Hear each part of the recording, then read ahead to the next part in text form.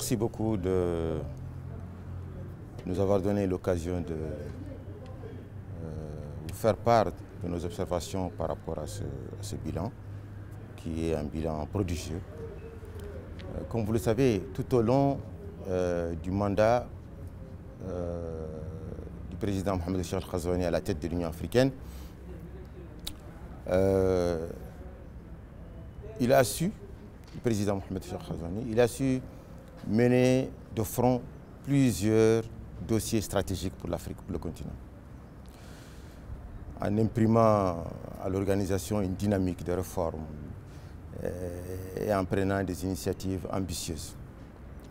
Avec tact, persévérance, il a levé des blocages majeurs concernant l'application des nouvelles règles de rotation, des règles électorales, de rotation intrarégionale et interrégionale. Et ces blocages auraient pu compromettre le processus de changement ou de renouvellement des élus de la Commission, mais tout cela a été fait avec beaucoup de tact, beaucoup de subtilité. Il s'agit d'un sujet particulièrement sensible. Ensuite, il a accéléré les discussions sur la réforme du Conseil de sécurité. Il a défendu avec force la nécessité d'une représentation équitable de l'Afrique au sein de cette instance stratégique pour la gouvernance mondiale. Et je peux ajouter aussi que sous sa présidence, l'Afrique a fait son entrée, et c'est sous sa présidence que l'Afrique a fait son entrée au G20, un tournant historique qui a consacré son rôle sur la scène économique mondiale. Et lors du sommet du G20, le premier auquel l'Afrique participe, c'est toute l'Afrique qui a été mise à l'honneur à travers la Mauritanie, à travers le leadership du président Mohamed Cheikh Al-Ghazouani. Et c'est aussi un pas vers l'engagement du continent à peser sur toutes les décisions globales de ce monde. Je veux aussi mentionner que dans un esprit de rationalisation des ressources de l'Union africaine, il a encouragé une meilleure gestion des ressources africaines. Et cet encouragement a abouti à une réduction, j'allais dire à des économies de l'ordre de 30 millions de dollars sur le budget de l'institution. Et tout cela en accord avec l'esprit de la réforme institutionnelle qui a été initiée par l'ensemble des États membres de l'Union africaine. Et en matière de résolution des conflits, là aussi c'est une question extrêmement importante, il a soutenu et facilité la convergence des processus de Luanda et des processus de Nairobi, qui sont les deux processus de paix au cœur de la question du Congo. Il a facilité la convergence des efforts avec l'implication des Nations Unies pour qu'on arrive très rapidement à la fin de ce conflit qui devient un drame pour l'ensemble du continent. Par ailleurs, dans le même ordre d'idées, la stabilisation de la Libye et du Soudan ont figuré parmi ses priorités diplomatiques. Comme vous le savez, il a soutenu activement les initiatives africaines et onusiennes pour réunifier les acteurs libyens autour d'un processus de paix inclusif. Il a mis en avant le rôle central de l'Union africaine et il a œuvré pour une médiation sur la question du Soudan, une médiation plus efficace et un renforcement du rôle des Africains, du rôle du continent africain, du rôle de l'Afrique face à une crise humanitaire qui, comme vous le savez, est d'ampleur. il a plaidé fortement pour un cessez-le-feu durable et une solution politique durable également à cette question. Le président Mohamed Cheikh Ghazouani a également marqué son mandat par un engagement fort en faveur de l'environnement. Parce que, comme vous le savez, il s'est rendu à Bakou, en Azerbaïdjan, pour représenter l'Afrique, porter la voix de l'Afrique. Il a plaidé pour une augmentation, à cette occasion, des financements climat destinés à l'Afrique. Il a appuyé l'initiative aussi de soutien à la Grande Muraille Verte, que vous connaissez très bien, un projet crucial dans la lutte contre la désertification. Il a plaidé également en faveur d'investissements accrus pour les énergies renouvelables. Il s'agit de processus internationaux, mais qui ont aussi leurs incidences sur le quotidien de nos compatriotes. Et je pense aussi à une idée qui est importante, c'est qu'il a soutenu aussi la création et la mise en place d'un fonds d'adaptation pour l'Afrique, un fonds africain d'adaptation au climat, qui est aussi un fonds très important et qui permet aux pays touchés par la montée des eaux, par la sécheresse et par les autres catastrophes qui naissent des changements climatiques, à ces pays de bénéficier d'un soutien et d'un accompagnement d'adaptation. Dans le domaine des infrastructures, et là aussi c'est important, même tout récemment, en se rendant en Tanzanie, à Dar es Salaam, il a soutenu l'initiative 300M. Cette initiative 300M consiste à fournir à 300 millions d'Africains l'électricité avant 2030, donc dans 5 ans. Et grâce à son plaidoyer et à l'accompagnement de ses pairs chefs d'État aussi, l'implication des différentes agences internationales de financement et de développement, le budget de ce programme est quasiment bouclé.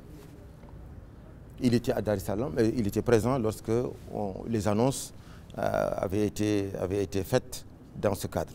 La question cruciale de l'agriculture aussi, dans le sillage de ce que nous avons connu, la crise du Covid, pendant aussi à cause de la guerre aussi en Ukraine, la question de la souveraineté alimentaire est redevenue, elle a toujours été une question prioritaire, mais elle est revenue au premier plan. Et dans ce domaine, il fallait aussi penser à la promotion de l'agriculture. Le président, lors du sommet de Nairobi consacré à l'agriculture, au sol et aux engrais, il a également pris en charge cette question pour un accès accru aux engrais de qualité, pour un investissement accru également pour l'amélioration des sols. Et ça, c'est aussi une question fondamentale et qui intéresse notre pays. Comme vous le savez, dans notre pays, cette problématique, la problématique de la jeunesse est au cœur des priorités du gouvernement. Convaincu que la jeunesse est la ressource la plus précieuse du continent. Le président Mohamed Cheikh Ghazouani a œuvré pour que l'éducation devienne un levier stratégique du développement africain. Sous son leadership et sous son impulsion, avec l'adhésion de l'ensemble de ses pairs chefs d'État africains, l'année 2024 a été consacrée à l'éducation. Pour mettre en exergue que la formation professionnelle, l'adaptation des systèmes éducatifs au XXIe siècle et tous ces défis à l'ère du numérique nécessitent un engagement accru. Et donc un moment, j'allais dire, clé de cet engagement a été la conférence continentale sur l'éducation à Nouakchott, qui a rassemblé plusieurs chefs d'État. Ça, c'est très important de le souligner. Et plusieurs ministres, je pense une trentaine de ministres environ, et des experts internationaux, des organisations internationales. Et cette rencontre a mis en lumière un déficit de financement de l'éducation sur le plan continental de l'ordre de 77 milliards de dollars. Et un déficit aussi criant d'enseignants. Et au terme de la conférence, il y a eu cette déclaration qu'on appelle la déclaration de Nouakchott, qui a dit qu'en fait, une année consacrée à l'éducation n'est pas suffisante, qu'il faut y consacrer une décennie. Et d'où cette décennie d'action accélérée pour la transformation de l'éducation en Afrique, 2025-2034. Et ce cadre ambitieux, donc cette déclaration et l'ensemble des résolutions qui ont été adoptées, vise à garantir une éducation de qualité, équitable et durable afin de libérer tout le potentiel de la jeunesse africaine. Lors de cette conférence aussi, la Mauritanie a apporté un soutien, une contribution significative en introduisant cette idée de l'éducation à la paix au titre de prévention des conflits, au titre de la promotion du panafricanisme. Il s'agit en fait d'introduire un enseignement destiné aux enfants, aux plus jeunes, afin que très tôt, ils puissent se familiariser avec les valeurs de paix, de coexistence pacifique, de tolérance. Et cet enseignement a été apprécié, c'était une proposition de la Mauritanie, parce que on s'est dit que c'est très jeune qu'on prépare les générations futures à faire face et à être conscients des défis et des opportunités qu'offre le continent africain. Enfin, le bilan de cette année de présidence de l'Union africaine est unanimement salué. Comme vous avez eu des témoignages de plusieurs personnalités d'envergure internationale, ce bilan a été salué comme un exemple de leadership visionnaire, sage et marqué par une diplomatie efficace et qui a montré sa capacité de fédérer autour de grandes causes africaines. Et qui a aussi montré un engagement sans faille pour l'éducation et le développement durable. Qui a aussi montré aux yeux du monde entier une gestion habile des réformes institutionnelles et des crises qui secouent notre continent, malheureusement. Il a aussi permis, ce mandat, d'impulser une prise en compte inédite des enjeux environnementaux et climatiques.